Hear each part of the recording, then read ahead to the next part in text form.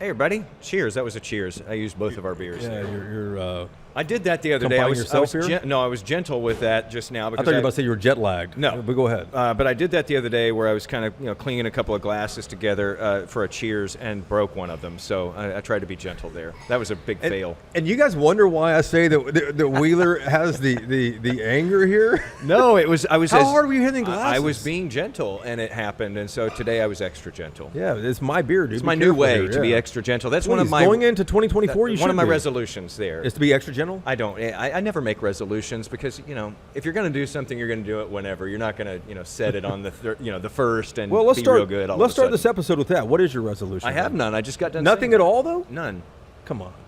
If anybody needs a resolution, that's the thing is I've given up on trying to improve. No. I mean, like if I'm going to think of something, I'm going to do it like February 8th or whatever. When I think of it, I'm not January 1st. Hold it until January 1st and then try to and then unleash it and just go. How about you? Didn't you do dry January last year? No, you didn't do dry. That's not this podcast. That's not this podcast. That's the wrong one. That's not your life. No, we didn't do this one at all. Me? Are you kidding me? Yeah, you don't do resolutions. Did you do anything last year? No, I worked last year. I didn't do any resolutions. You mean this year? Yeah, any year. Yeah. Have you done any resolutions? No, I don't think I have. Okay. No. That's weird that we're kind of I'm in tremendous shape, and I'm is that what we call 63, and yeah. So, what should I change? You tell me. I'll get you a list. We only have so much time here on the podcast, and how I don't like to do long answers on this podcast. Only long questions. That's what I always tell our guests. If you ever want to take a swig of beer or catch your breath for something, let Wheeler ask the question. Then you can actually go, park your car at the valet, run to the restroom, whatever you need to do. Maybe that's why my beer always lasts longer during these podcasts, because I take my time in those questions. Beer's been sitting there for 3 hours. Mine's still cold. It has. And we're at the Manhattan Project again as we're doing these last... last one of the year, man. Last one of the year. Yeah. We're doing these rewind. We always like to finish out a year with a couple of rewind episodes, and we pick the ones that are the most popular from the year, the ones that got the most listens, the ones that got the most downloads. I think that next year we're going to do the one that got the most, and I think we should also do the one that got the least, that didn't get any love, that, we don't put out junk. Maybe it's just timing sometimes that people don't hear some of these. It could be, but you brought this up in our last episode, but this episode you're about to hear right now is one that you excluded me from. Yeah, so it was one of those. It did pretty well. It was one of those many weeks that you just weren't around because you take a lot of time off or whatever. And we had Teresa Woodard on in your place, and the people spoke. I mean, they loved Wheeler. They and loved Woodard. Teresa, yeah. And so we had her on. I think actually, and they probably did love Teresa. Everyone loves Teresa, and she's an amazing journalist. Comes up with questions that make you feel really stupid when you're sitting there at the table. Like, much why didn't I think of that? So we did one on education and this whole idea of vouchers in Texas, and it was huge. It did huge numbers as far as the people listening to it, and it makes a lot of sense. Education affects everybody. Weird thing is, I went back last year to see what were our rewind episodes last year. In 22? It was the same thing in Really? 2022. So that it was these private school vouchers using public tax money. This has been talked about for a long time. And last year, that was one of our most listened to episodes as well. This is a political priority, even more so in 23, and I guarantee you in 24 for the governor of the state, Greg Abbott. He has staked almost everything on this. Can we do another special session, you think? Well, I'll tell you this. This will be the same special episode at the end of 24, probably as well. Yeah. So, I don't think there'll be another special session on this, because here we are at the end of the year, going into 2024. We have, 2 months until Super Tuesday. Mm-hmm. People can't be in Austin debating this issue that's failed 4 or 5 times, and also campaign for office.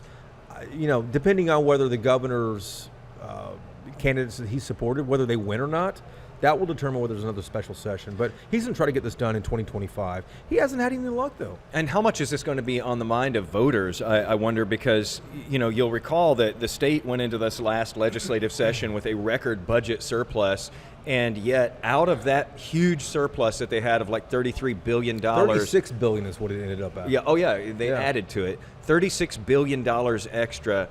There was no raise for school teachers here in this state pushed through. It ended up being constitutional. Oh no, that was TRS. The That was system. retired. Yeah, They still were working talking on about that. active teachers. Still working on that. That yeah. raise was held up, and so was raising the amount of money that they put aside for each public school student, Right. which has been frozen now for the past several years, going back to the pandemic. And we all know how much inflation has gone up Sure. in that period of time, and yet the amount that they put in for each public school student still sits the same as it was before that huge run-up in inflation. And school districts are saying, we can't do it on this. I mean, we need more funding. You know, our costs have gone through the roof, but the amount we're getting from the state is still the same.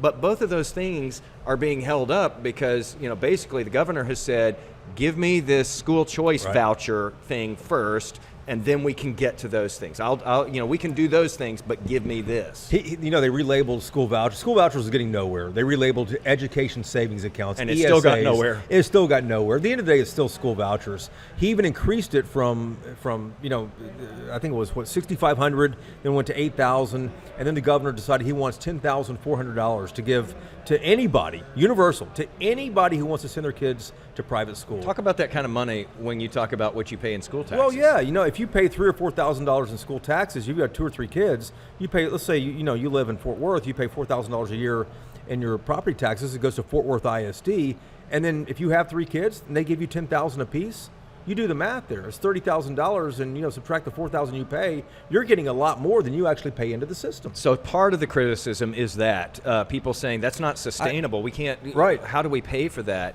The other part of the criticism is this would hobble. It would handicap all of these public school districts because so many of these parents would take this money and run to a private school, which would undermine the funding and the viability of the public school system. And as we've talked about the whole way through, the key constituency here that has been killing this time and time again. This isn't Democrat versus Republican. This has been Republican versus Republican, specifically rural Republicans who, that district back home, that school district, is possibly the biggest employer. And it's also sort of the town square where everybody, comes together in these small communities. And these rural Republicans have said, no, we're not going for this voucher program the way that you've put it out here. And their constituents don't want it. We know one of the things that rural Republicans have told us here on the podcast on previous episodes is that accountability doesn't exist, right? And what they want to get passed. So because it's a different.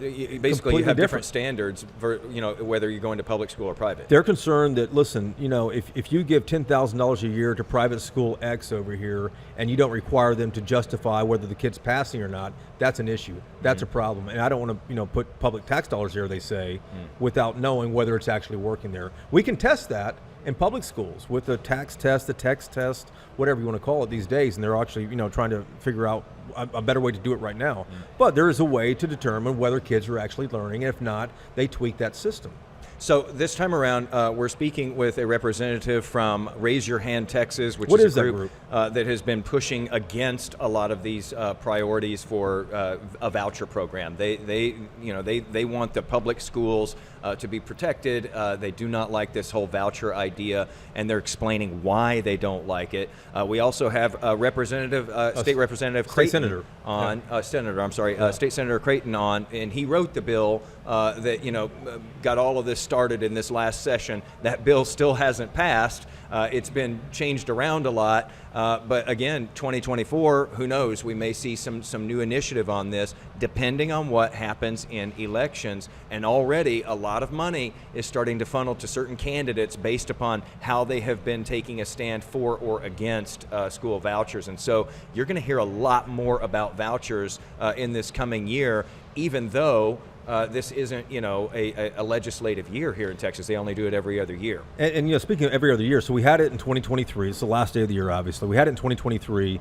The governor wanted this passed as a priority. It did not pass. Yeah. The governor called him back once, called him back a second time, called him back a third time, called him back a fourth time. Still did not pass. And before he called him back the fourth time, he said, listen, Governor Abbott said, if this does not pass, then I will campaign against you, fellow Republicans. Yeah. And he's made good on that threat. He's campaigning against a couple of Republicans he sees as vulnerable who are voting against this in the past. And the governors have mixed success on that in the past, though, campaigning against people in his own party. I wonder how much that works in this case, though, because the governor actively campaigned as though he was running for office leading into this session. supporting school choice all over the state and, pushing this voucher program, and still it wasn't enough to move the needle. And so, how much does it matter that he campaigns against these candidates? We'll see, but you're going to hear a lot more about this. You're going to see a lot more ads, a lot more money flowing into this. So this is a perfect one, I think, to revisit, because everything is still at a stalemate on this, just like it was when we spoke to these two guests back in March of 2023. Take a listen. Hey everybody, welcome back for another week of yall-itics. We've got a different voice with us this week. Hello, everybody. That's not voice. Jason. That's not Jason Whiteley. That is not Jason Whiteley. That is the great Teresa Woodard. The great. Believe me. And Jason Whiteley is off this week. He's not off the podcast. It's just he's taking a break from me. I'm taking a break from him. And nobody I would rather take a break with than Teresa Woodard, which, I call her the great Teresa Woodard because she is great. We are at the yall-itics headquarters today in the radio room. I'm going to do the same. And you hear the beers being popped there. We are having, I have a community beer called Citra Slice, and you're having a Revolver. Revolver Prickly Pear. So you'll notice there, cheers. Cheers. It's been a week. The commonality there between these two beers is that they're both fruity beers, which Whiteley hates, and so it just makes it taste even better. You knew he wasn't here, and you knew you had somebody who'll drink pretty much any beer. and no one to criticize, my fresh, light beer choice today. So it's kind of nice. So ooh, that's good. Cheers to you, Whiteley, wherever you are having a very sour or dark beer.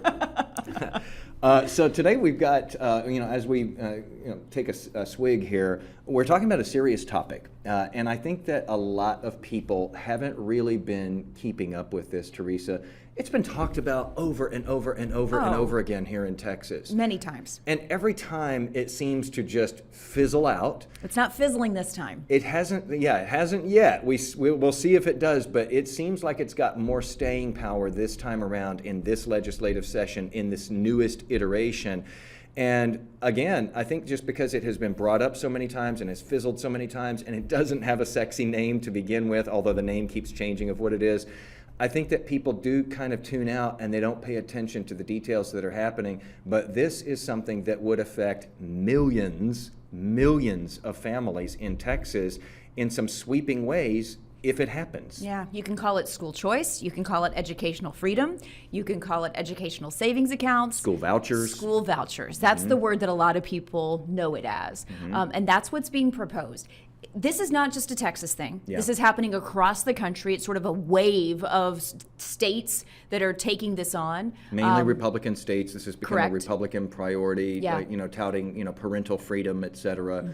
And basically what it does is it takes money that would go toward a public school. So every time you send your kid to public school, the state chips in thousands of dollars to pay for that education. Well, under this plan, you could pull your kid out of public school and send them to a private school, perhaps even a religious school, and the state would, instead of funneling that money to the public school where your kid used to go, would send it to the private school. And a lot of people have problems with that. Some people think it's great, but some people think, why would my taxpayer money be going to a religious institution or a private institution that has much less oversight, if any oversight, from the state? Let's talk about why this hasn't succeeded in years past. And one of the biggest hurdles, one of the biggest impediments to it has been Republicans. Absolutely. And a specific group of them. Rural Republicans. Rural Republicans, which is hard to Rural is one of those words that I really hate to say, everybody. You're not going to enjoy listening to me say rural throughout this entire thing. Rural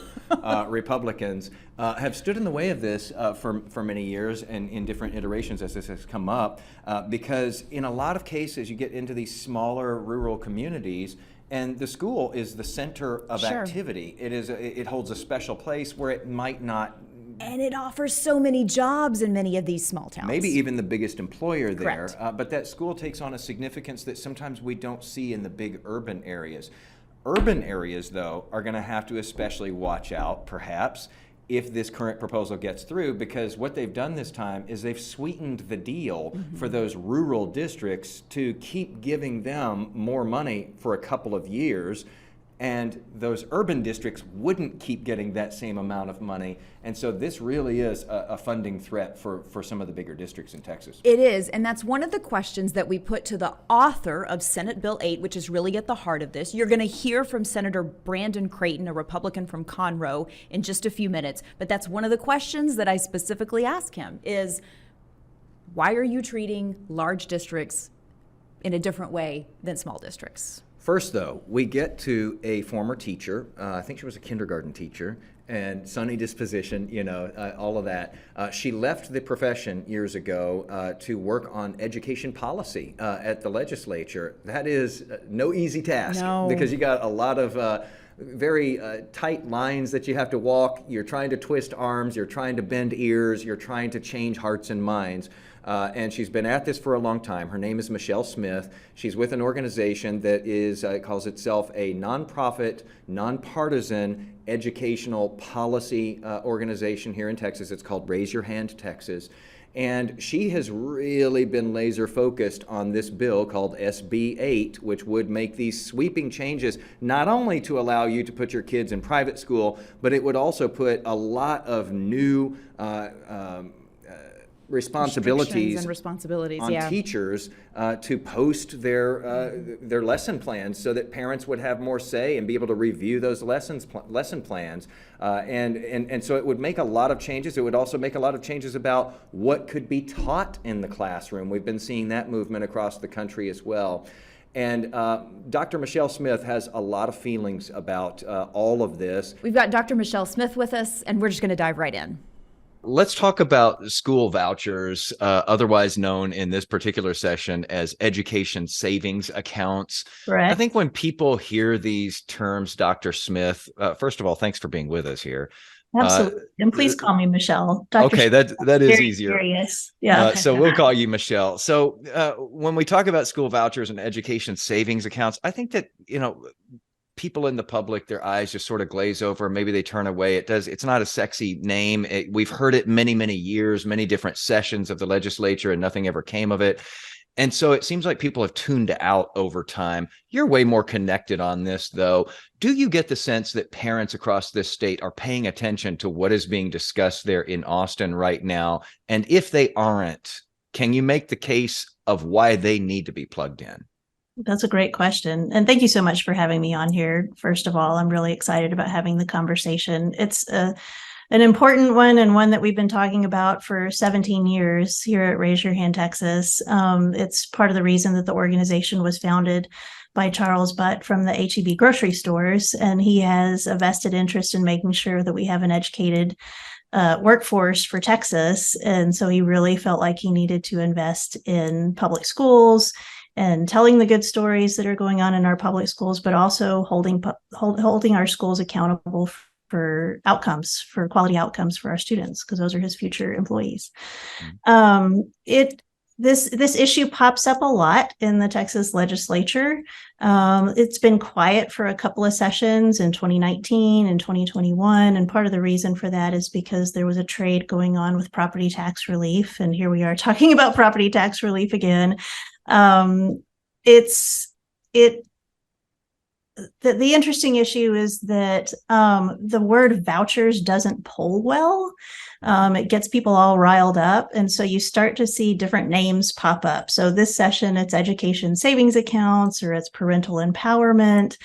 And it sounds a lot more positive to people. And honestly, when you say, would you like a check for your student to be able to go do something else?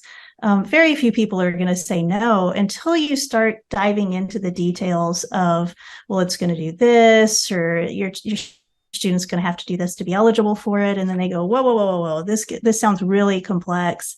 And in a lot of instances, they say, I like choice. I want for my kid to be able to go wherever I want them to go, but I'm uncomfortable talking about taxpayer dollars going to this effort. So that's the turning point of people saying, this is much more complex than I thought it was. Thank you for giving me more information. How do I get involved? So we have that conversation with people on a daily basis, both here in Austin and then around the state with our 12 regional advocacy directors. That's their whole job, is to help people better understand this issue and to explain the full details of what's being talked about at the legislature. So, because we have the luxury of a podcast here and not just a quick little soundbite, let's dive into those details. Absolutely. What are the things that bother you the most about the plans that are being put forward?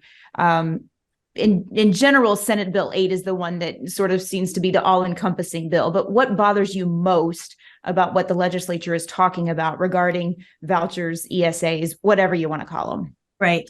Senate Bill 8 is definitely the one to watch. It's what everybody's been saying.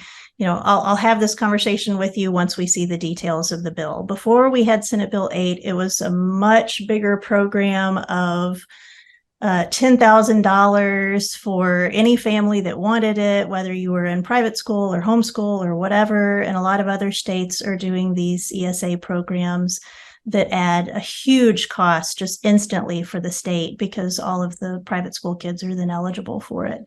SB 8 is a much more nuanced bill. I still oppose it because it has taxpayer dollars going to private schools. But right now it is only for students who are leaving the public school system or students that are entering kindergarten or pre-K for the first time. So I think it's interesting that legislators know that in the state of Texas, this really broad program that other states are talking about, it just isn't going to pass in Texas. And so they introduced a much more nuanced bill that I still have great concerns with. Can we do the math on this? Because SB 8, as you're discussing here, would give, let's say if I wanted to pull my kid out of public school and put them in private school, which would include a religious school, I would get $8,000 a year to do that, essentially, in the voucher that they would give me. Right. But if we look at public school funding right now, we're looking at public schools getting a little more than $6,000 for my kid to attend school right now. So how does the math work there? If they're paying $6,000 for my kid to go to school in public school right now, and I pull them out and I get $8,000 to go to a private school, where is the money coming from here? How does that work? That's a really great question. The amount that the state puts in is just a little bit over $6,000. And then you have the amount that the local taxpayers put in. And so it depends on the district and the student, but it averages out to be about $10,000 per student. So this particular program kind of hits right in the middle to say we're going to spend $8,000 for that student to leave their public school and go to a private school. That's a great question of where the money is going to come from. They're literally having those conversations right now in House Appropriations as far as the large amount of money that they're going to put into school finance this session. But right now there isn't a place in there specifically for these voucher dollars to come from. So at some point farther down into the legislative session, they have to say, you know what, that part of that $5,000 that they're talking, $5 billion right now going to public schools is going to be carved out for a voucher program, or they're going to have to come up with even more money for that voucher program. And as you look into the details of the bill, it's the $8,000 for the student and their family. There's also an additional provision that for school districts that are smaller than 20,000 students, the school district is going to receive $10,000 a year for 2 years when that kid leaves their current school district. And so, just to be clear on that part of it, yes. That was sort of an enticement, I guess, for a lot of these rural Republicans who have opposed school vouchers in sessions past, because, in a lot of cases, the school district is the big employer in some of these smaller communities, and it's sort of the gathering center. And so, traditionally they've been opposed to going forward with something like this. So now we have sort of this carrot being waved here, like, hey, if you go along with this for the first 2 years, your tiny school district will get more money than it otherwise would have. Does that change the dynamics this time? Does this look to you from where you sit like this has an actual chance of getting through? As you mentioned, they've talked about it for a lot of years. They have talked about it for a lot of years, and traditionally they've talked about a carve out for rural areas and said, this isn't going to apply for rural areas of the state. This time they're totally flipping that conversation to say, not only is it going to apply for rurals, we're actually going to financially incentivize that district.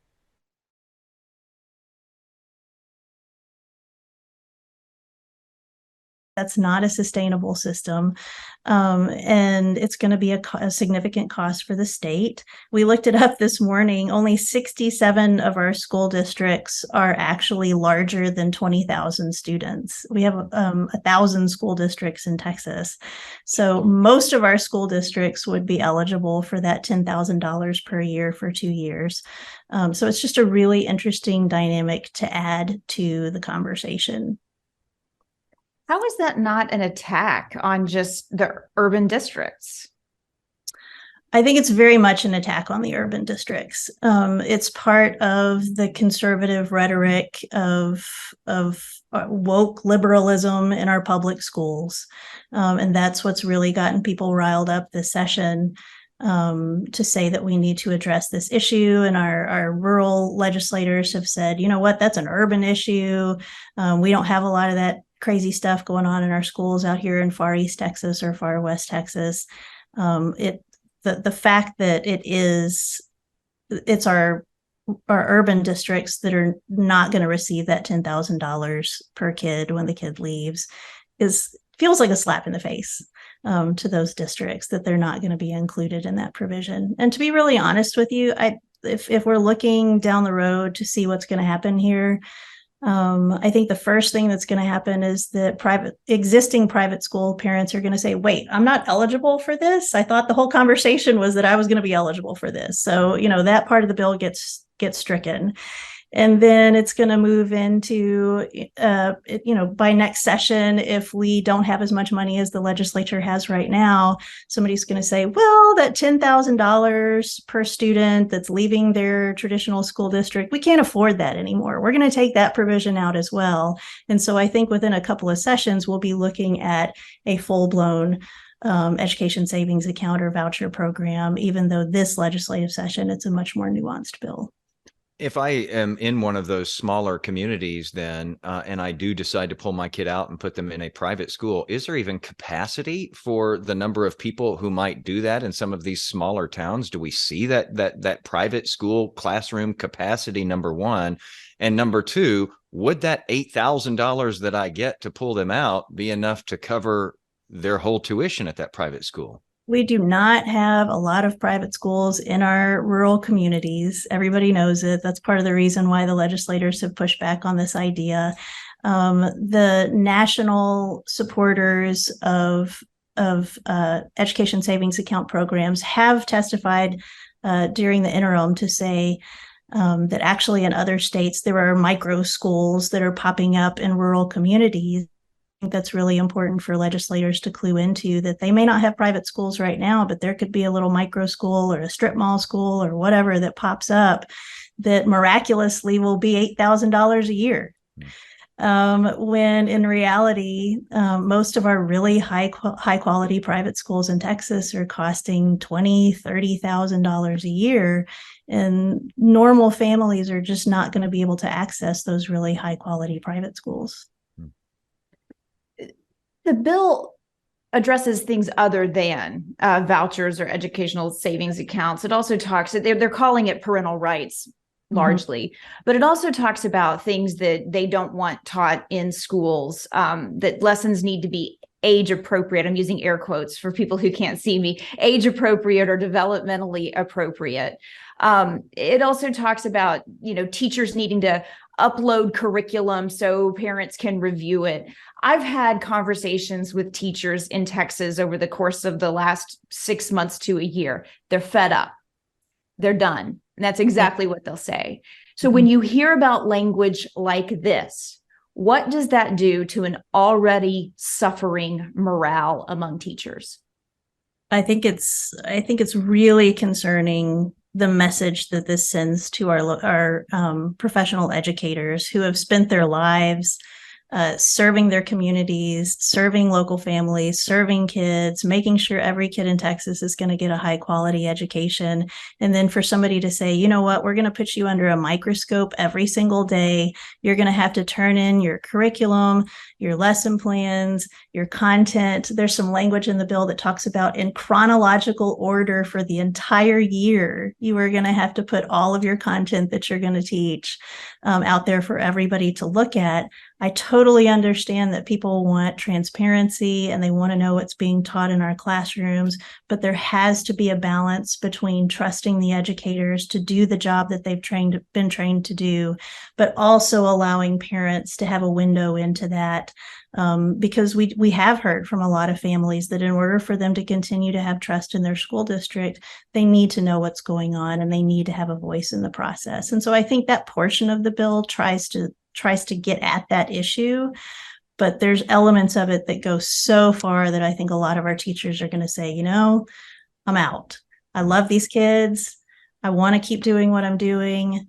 But the pressure to just put a constant amount of information out there every single day when their time is already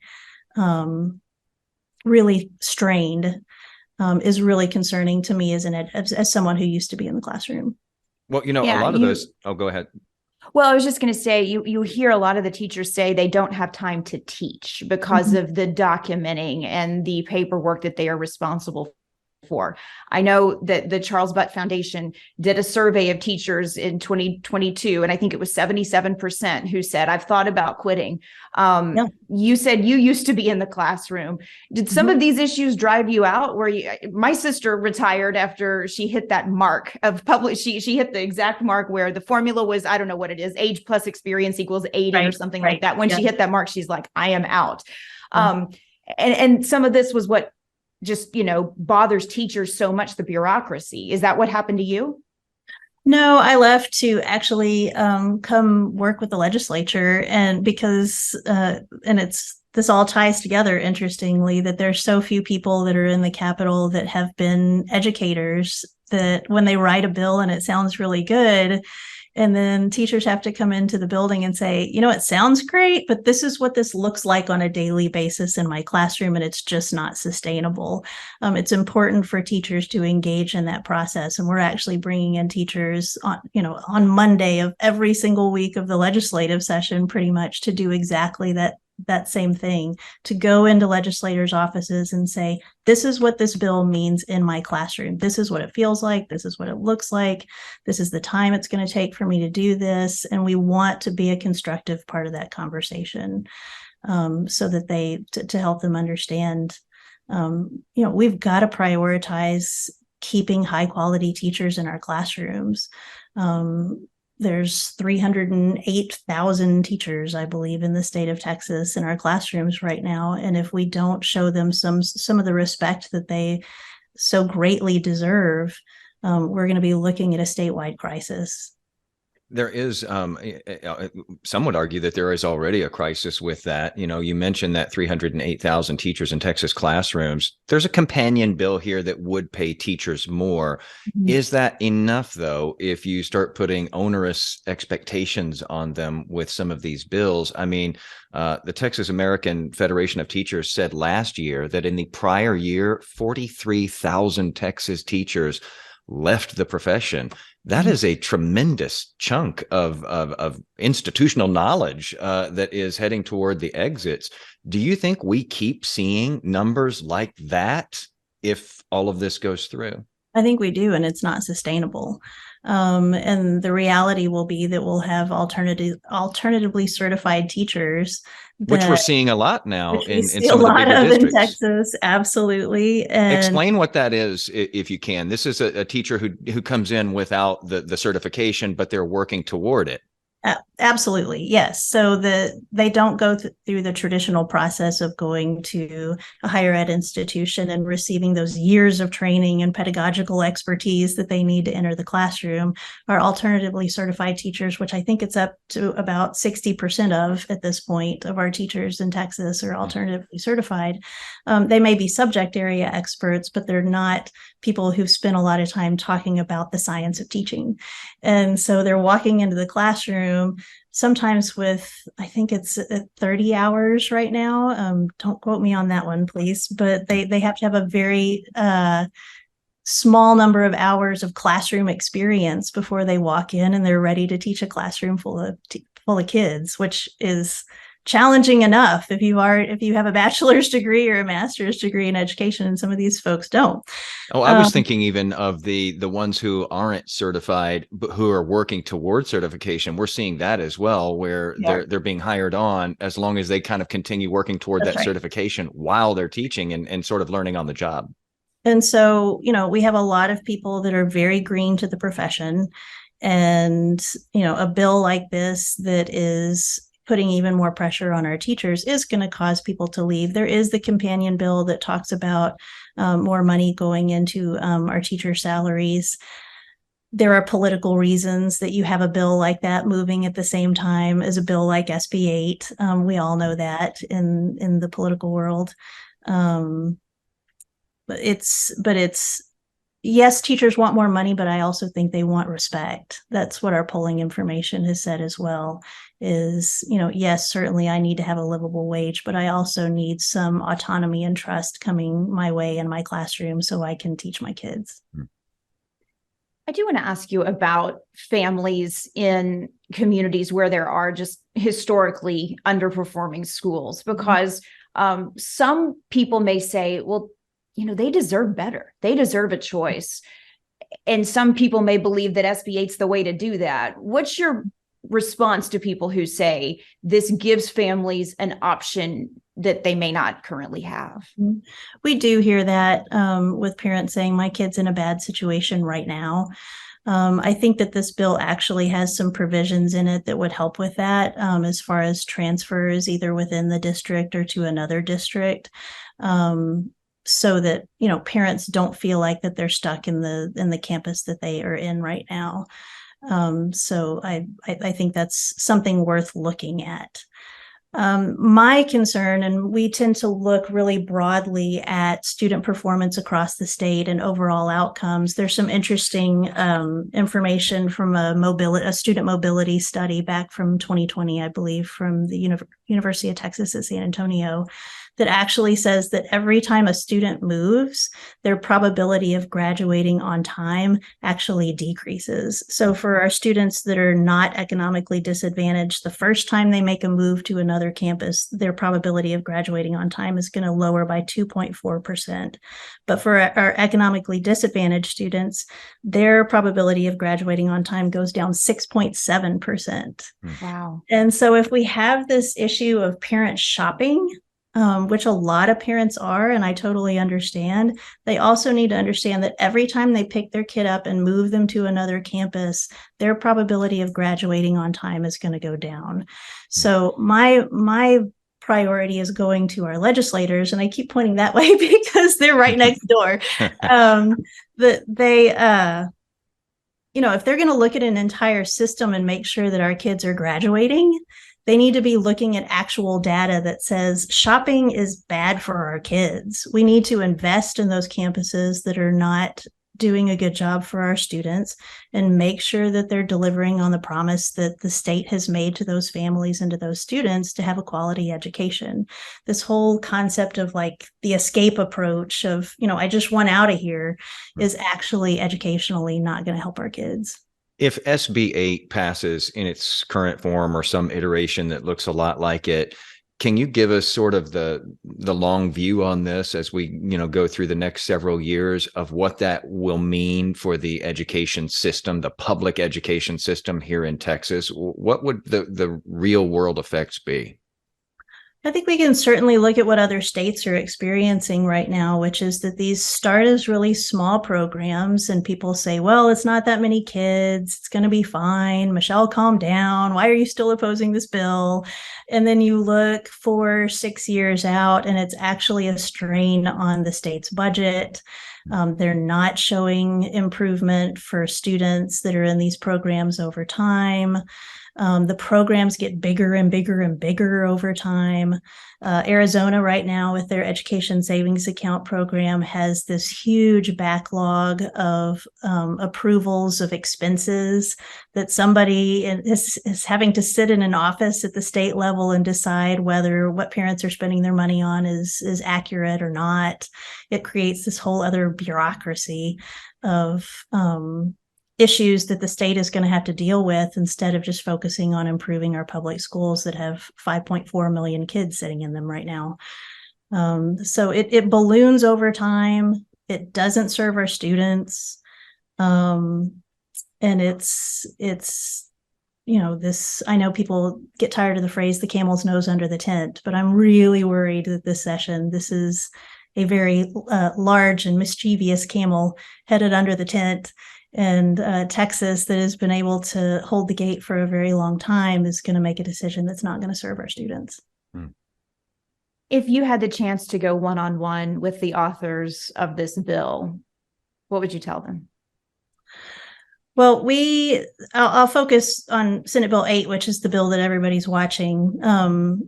Chairman Creighton is a wonderful advocate for his school districts. He spends a lot of time with his school leaders, making sure that they have really high quality schools in his area of the state. He has some really great school districts.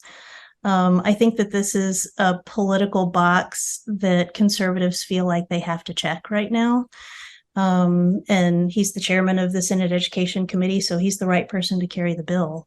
I would say to him, I think there's some things worth talking about in this particular bill that are actually going to support parents and help them have a more transparent process within their child's education. But the portion of the bill that deals specifically with vouchers is just not sustainable for the state of Texas. My last thing for you, Michelle, would be to ask, if you were an odds maker, you've been around Austin a long time. This discussion keeps coming up over and over again, and somehow it keeps on getting defeated session after session. What are the chances? What are the chances that this bill or something like it that's, fairly far reaching compared to years past, what are the chances it makes it through this time? As the bill is currently filed, it doesn't have the votes. It just isn't going to get to the finish line. It may get through the Senate, but it won't get through the House. Things get much more interesting late in the session as people start making changes to the bill or having other conversations. I'm very optimistic that organizations like ours and legislators that are very supportive of their public schools are going to continue to hold the gate this session. I did not expect that answer. I'm ultimately an optimist. Oh, all right. Well, Michelle, thank you so much for being with us today. We may have to check back with you, as the weeks and months unfold in front of us here, because this affects, every part of the state. And we're talking about, hundreds of thousands, millions of families. This is a big deal. Absolutely. Happy to continue talking. Thank you. And so we much. appreciate your optimism, Michelle. We need more optimism, right? I'm an elementary school teacher. I mean, you have to walk in the door every day and tell those kids, this is going to be the best day that you've ever had in my classroom. And they smile and you learn. And that's what we do. That's awesome. It's still in your DNA. Michelle, right. Thank you. Okay, y'all, the conversation doesn't stop here. Find us on Twitter and Instagram. We're at yall-itics. Okay, so the sunny disposition there of a former She's lovely. elementary school teacher, but she's having to talk about some serious stuff, and this is high stakes stuff too. One of the things that really gets her ire up as well is she says, there's a lot of irony involved in this bill because basically, a lot of schools are being judged based upon how they did on the STAR test. Right. The much loved STAR test here in Texas. And she That's says, said with sarcasm, by the way. yeah, and she says the irony here is, though, that if these kids, if kids are pulled out of public school and sent off to private school, they no longer have to even take the STAR test. It would be up to that private school to determine what kind of test they take.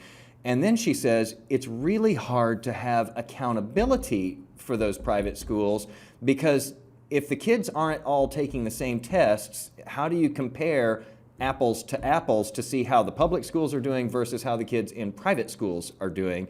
And so she's really worried about the accountability of these private schools going forward if this indeed happens. Legitimate concern to have. And Republicans are saying, well, we're going to make sure that we vouch for the schools that get this money before we send them the money. But the question is, what exactly is in the curriculum? They don't have to stand up to the same types of requirements that public schools do. As you said, assessments aren't done the same way. So how do you know that the kids are actually performing better when they're at a private school?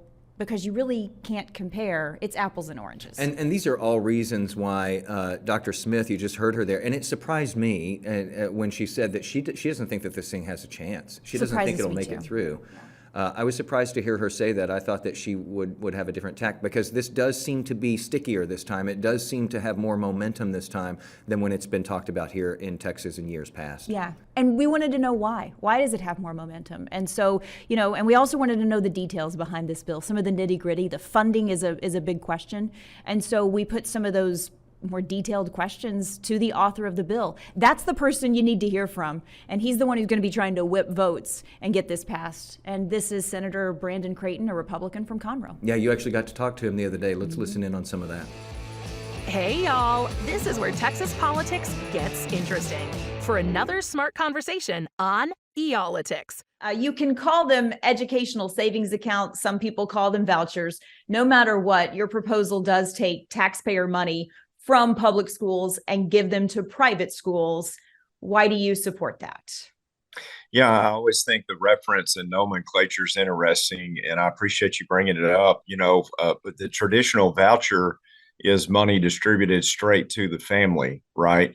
And for education savings accounts, as it's indicated in our policy, the comptroller's office would take applications for the use of these $8,000 education savings accounts, and that would go directly to an approved private school that the family preferred, and also, kind of work seamlessly there in a different way than a voucher would. So separate from that, we're working hard to lift up public schools and teachers more than ever before, as we have the last several sessions.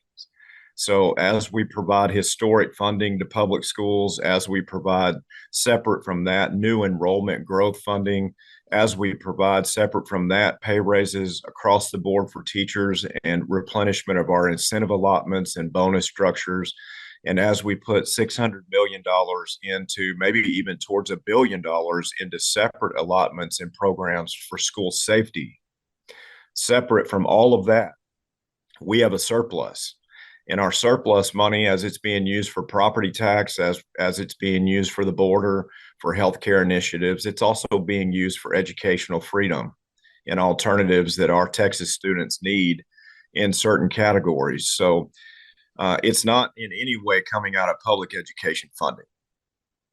You talked about the $8,000 credit, but from the state of Texas, the state gives about $6,000 to public schools per student. So why is that number so different? Well, even Raise Your Hand Texas in their data shows that an average of about $10,000 per student travels across the state of Texas for our 6 million public school students. Some show those averages up in the $12,000 and $14,000 range. So the median is always interesting, and you have a basic allotment, but you also have tier 1 and tier 2 allotments in different categories that provide funding for students. And those averages are higher than what you mentioned. For the $8,000, we just looked at a number that from a scarcity of dollars standpoint that we could comfortably justify in this budget to not create any kind of a fiscal cliff. You know, the feds don't really worry about that as they print another trillion to throw at any certain problem, and they just kind of try to figure it out later. We actually balance our budgets around here. We look at incoming revenue, and we look at surpluses cautiously, because we can't obligate future legislatures or budgets to money that won't be there in the future. So you're saying 8,000 is something that feels sustainable on down the road? Absolutely. Why does your bill treat small districts so much differently than it treats large districts? Well, as you mentioned, we have a hold harmless in the legislation for, any school districts of 20,000 students or smaller. That's not really what most people around the building describe as just small districts, right? 20,000 students or less. But we try to, again, pick a number. We always have to land on certain numbers that are sustainable within the budget. And in this regard, we're doing our best. As rural members often acknowledge that in other states, we haven't really seen a lot of rural students use these ESAs. But in the circumstances where they would, it helps some of these districts that aren't the largest districts in Texas to scale the impact of any student leaving for a couple of years until they get their feet under them. Again, if you look at Arizona, if you look at Florida, if you look at other states around the country, as we wouldn't be first, second, or third in this regard, we would be 31st in the nation to have these policies going forward on behalf of kids. And they just haven't seen the rural use of these ESAs in other states, but we provided a soft landing either way. A couple of weeks ago, when you were on Inside Texas Politics, you said you were starting to win over some rural Republicans. And so are you seeing more of that because of the way you've sort of carved out that $10,000 credit that you're going to give to some of those smaller districts if students do choose to take part? It's a great question. No, I'd love to take credit for winning hearts and minds, but really our parents and our families across this state are the ones that are winning hearts and minds and creating the momentum that we're creating for exactly this effort with our parental Bill of Rights, certainly with our teacher Bill of Rights, and our entire sort of public school and parental rights and education freedom agenda this session. So I think all members are looking at this issue differently. We're in a different place than we even were 3 years ago with what's happening in the landscape across education in America. And I think Texas should be leading on all fronts. SB 8 also talks about curriculum, and it talks about a prohibition on lessons that are not age appropriate or developmentally appropriate. Who is going to define what age appropriate is? Yeah, we'll work on definitions and the certain provisions of the bill as we come out with the first draft. All through the committee process and within the 100 steps it takes to pass a bill through the process. But right now, the legislature will be making those determinations and tightening up definitions based on the will of the membership and expertise and input. The bill also talks about requiring teachers or districts to upload lessons to a portal that parents could review before they're taught. Teachers have long complained about paperwork and all of the documentation that they do. They've told me they don't have time to teach. What's your reaction what's your response to those teachers who say, I barely have time to do what I need to do now, and now you're wanting me to upload lessons to a portal? That's going to take even more time away from my teaching time. My response is that Texas Republicans in the legislature are going to stand for teachers like no other representative body in America. So with our teacher Bill of Rights, with our new curriculum rollout that we're working on and presenting here soon in committee, some of these efforts and changes are estimated to save teachers between 7 and 9 hours a week on workload. So with those efforts that we have coming through this legislative process, all of these, measures fit together to make sure that teachers are lifted up, supported, compensated, and kept safe more than ever before. And I just want them to know that we've got their back, and they'll soon be hearing more and more about these different measures. I know Senate Bill 9, your companion bill, does talk about giving teachers a raise. How much are we talking about, and where does that money come from? Well, we're in the budgeting process on our teacher bill of rights, and that includes an across the board pay raise, and it also includes maybe a modest additional bump for our rural teachers. That even though we talk about starting salaries averaging between 58 and 60,000 across the state, so many of our rural teachers are still in the upper 30s, lower 40s sometimes. So we're going to make sure that they're lifted up in ways that they have not been before. Our teacher incentive allotment in our bonus structure that we started a couple of years ago has 7,000 teachers in Texas right now making up to 17 grand above their base salary that never were before. And those types of programs that are working so well and that other states are starting to model, that more and more public school districts are applying for eligibility for, we're making sure that the dollars will be there on the next round. All of this is a budget working in progress. So stay tuned on the rest of those concerns for the totals that will be associated with those efforts. We saw last week the state take over Houston ISD because of one chronically underperforming school. There's no such oversight of private schools. And so the way students assessed there is very different. So where would the accountability be if you do send taxpayer money, public taxpayer money, to private schools? Well, instead of sending taxpayer money to private schools, we're empowering parents with the money that is already theirs to make some decisions related to education for their kids. And we know that really bullying, safety, special needs, really those particular concerns as examples, they really know no income level distinction, right? So I think, rather than worrying about the safeguards on the funds themselves, that's the difference between a voucher and an education savings account. These schools will be already approved on a list by the state, and they will have a very, very reputable track records. And the money, as used by each individual family as it belongs to them, will be for the benefit of their particular kids and their students' needs. Senator Creighton, you think you have the votes to get this passed?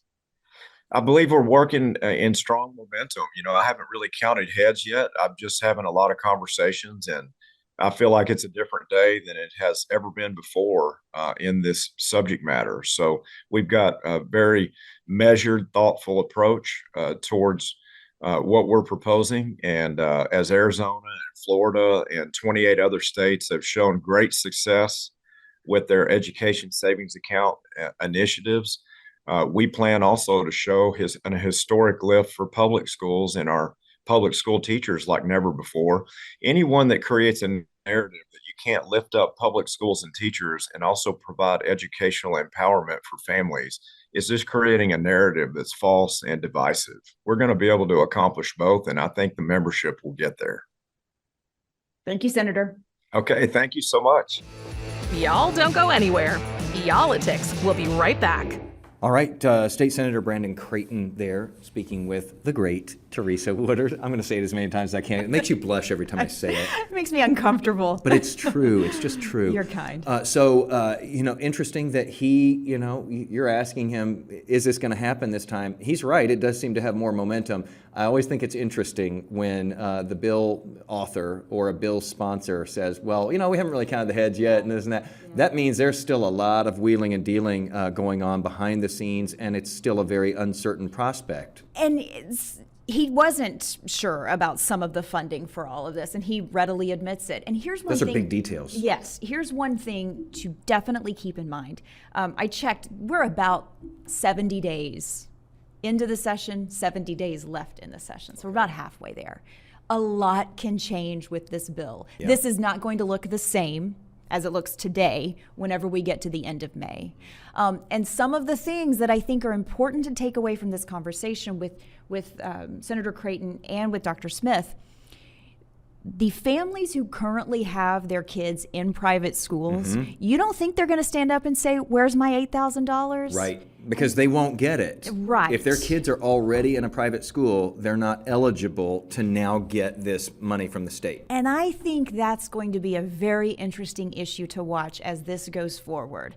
How are you going to defend that to families who have already been spending that money? And then we have that $10,000 That's question. a huge question, too. Will that money that they're offering these small rural districts, will that money be enough for the Republicans who represent those districts all over the state here, those legislative districts? Will those Republicans go along this time, or will they say, nah, 2 years of those payments to the schools in my district, that's not enough certainty for the future of what is a very important piece of my district, which is the school system. And is it sustainable for the state of Texas to be able to do that? You give them $10,000 for a couple of years. What do you do after that? Right. And Senator Creighton says, it's to level the playing field, get them on their feet when they lose this funding. So we're going to sweeten the pot for 2 years. Well, what happens then? Well, you have that warning that we just got from Dr. Smith, who said these things always start small and they always become a lot bigger as time goes, and they become a strain on a state's budget. So hopefully, if you haven't been paying real close attention to what's going on in Austin with this, this brought you up to speed on that. If you have been paying attention, hopefully this, filled in some blanks that you weren't aware of.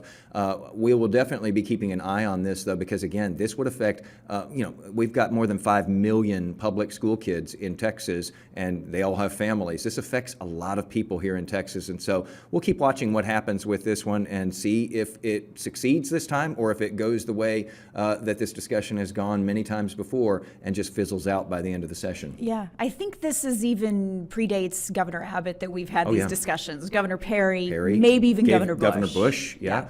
And also we should point out, every time we talk to lawmakers about things like this and we ask them, does it matter to you when people email or write to you or call your office? Oh yeah, it matters. So if you feel strongly about this one way or the other, reach out, let them know, at least make Let your that voice be here. heard. You got it.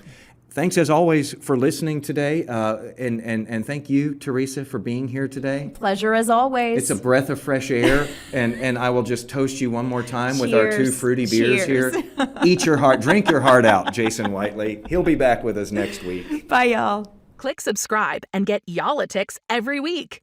Yall-itics, the unofficial political podcast of Texas.